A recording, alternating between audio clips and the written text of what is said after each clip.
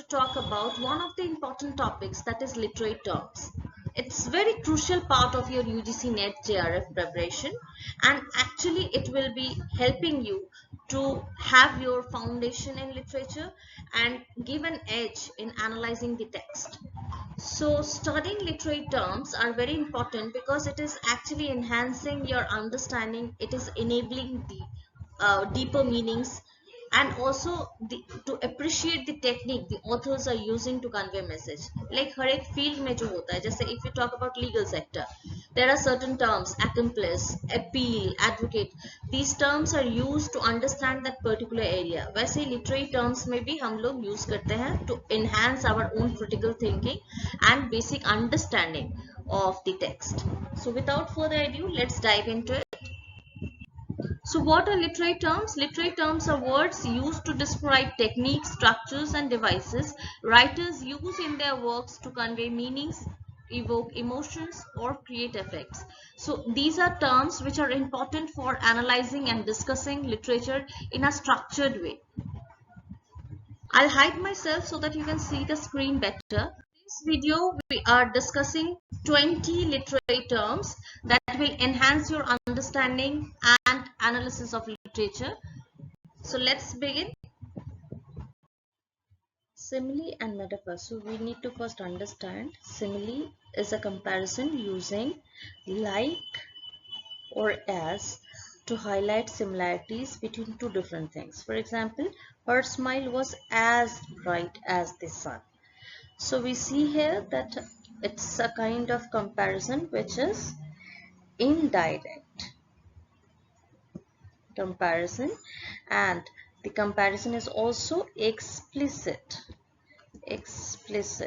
Whereas in metaphor we see it's a figure of speech where one thing is described as being another in order to suggest a similarity between them. So the world is a stage, for example. So the world and stage is different, but direct comparison we see here. So metaphor is direct comparison and it's implicit. So metaphor and similes are used to make abstract ideas more concrete and understandable. Allegory is a narrative technique in which characters, events, or settings represent abstract ideas or moral qualities. So ये एक artistic expression है जहाँ पे characters, events, settings all are symbolizing what? They are symbolizing deeper moral, spiritual, political or social meaning जो literary story के beyond है. For example, if we talk about Animal Farm by George Orwell, is an allegory for Russian Revolution, where animals represent different political figures. Even we see The Fairy Queen by Edmund Spencer or The Metamorphosis by Kafka. All these are allegories, example of allegories. Now symbolism क्या होता है? Symbolism is the use of symbols. For example, objects or characters or colors that signify ideas or qualities beyond literal sense. इसे हम लोग symbolism कहते हैं. So symbolism is actually what? Symbolism is a narrative technique where the symbols like action, color are representing ideas or concepts beyond their literal meaning. For example, in The Lord of Flies, the conch shell is symbolizing order and democracy. क्या होता है? Irony is the expression of one's meaning by using language that normally signifies the opposite, typically for humorous or empathetic effect. जब language का use होता है और normally जो भी language use हो रहा है, जो भी कहा जा रहा है, उसका opposite mean होता है for humorous effect is irony. Today we are going to see verbal irony, situational irony and dramatic irony. Verbal irony में क्या हो रहा है? जब speaker saying something but is meaning the opposite. For example, if you say what a beautiful day during a storm is an example of verbal irony.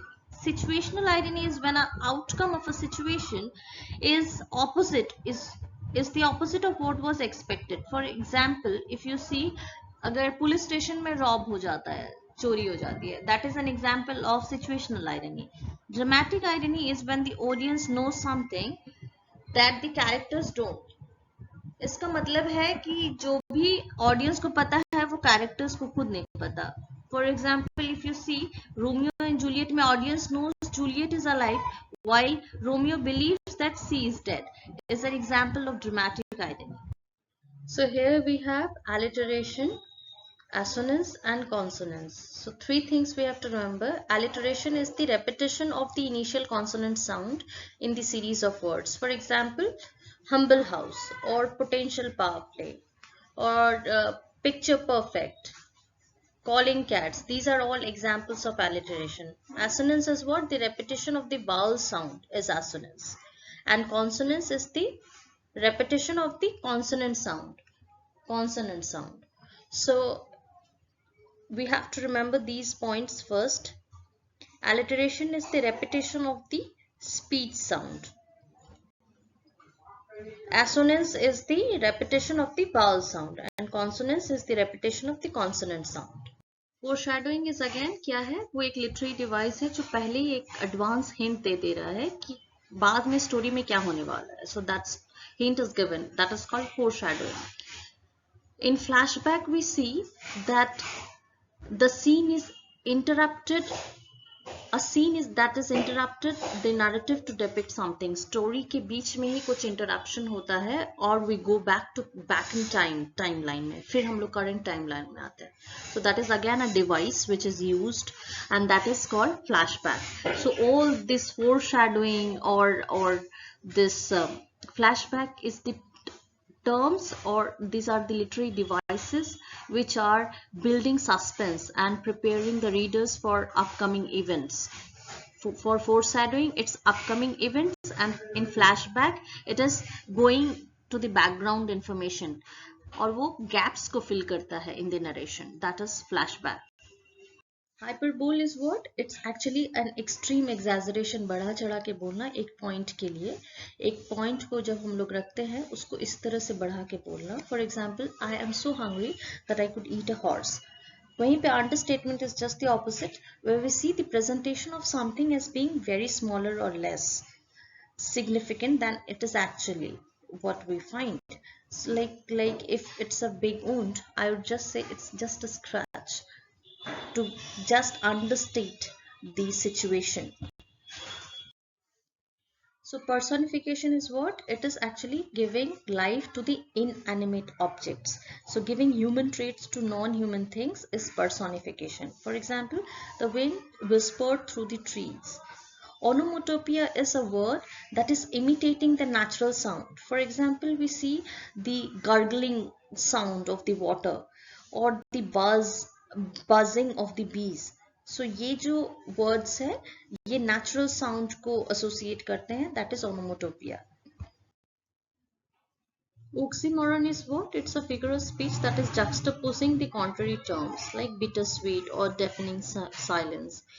On the other hand, paradox is contradictory statement. Upon closer inspection, we know that it's revealing the truth.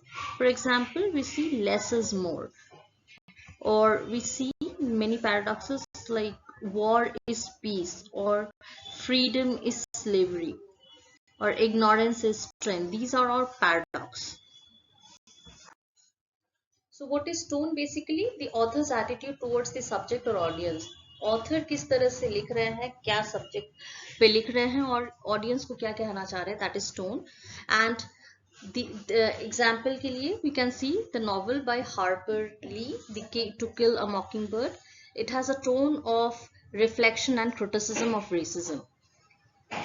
Whereas in mood we see the emotional atmosphere of the literary work is experienced by the reader. Reader ये महसूस करते हैं पढ़ के. For example, the mood in The Raven by Edgar Allan Poe is ominous. Mood क्या कर रहा है? So tone and mood. Tone is actually reflecting the author's stance on the subject and can influence how readers can interpret the text. Whereas mood is referring to the emotional response that the text is eliciting in readers. So both mood and tone are shaped by word choice, sentence, structure and imagery. Shaped by word choice, sentence, structure and imagery. structure and imagery. Theme is the central message or the underlying meaning of a literary work. For example, we see the unchecked overambition of Macbeth is an example. The theme of unchecked ambition is leading to downfall. Again, motif. Motif is recurring image or idea or symbol that is helping to develop or explain the theme. For example, the motif of blood is an example which is reinforcing the themes of guilt and murder. So theme is actually fundamental idea. We can say that theme is the fundamental idea.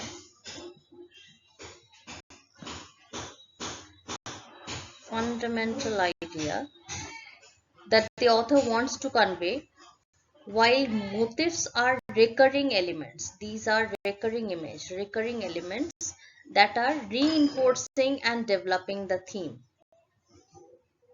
Imagery क्या होता है? Descriptive language that is appealing to the senses, और वो एक vivid mental pictures create करता है. That is imagery. It is actually helping the readers to visualize scenes, hear sounds, feel textures, smell fragrances or taste flavors, thereby enhancing overall experience of the text. That is imagery.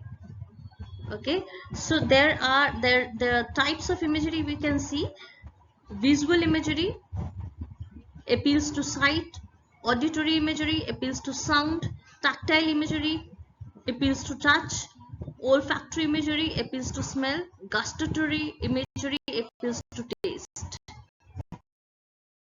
Thank you so much for watching, and if you have enjoyed this video and found this video a bit useful, please give a thumbs up, subscribe, and also share your thoughts in the comment section. Your feedback will help me create better videos for you. Until then, keep learning, keep exploring, and happy learning all of you.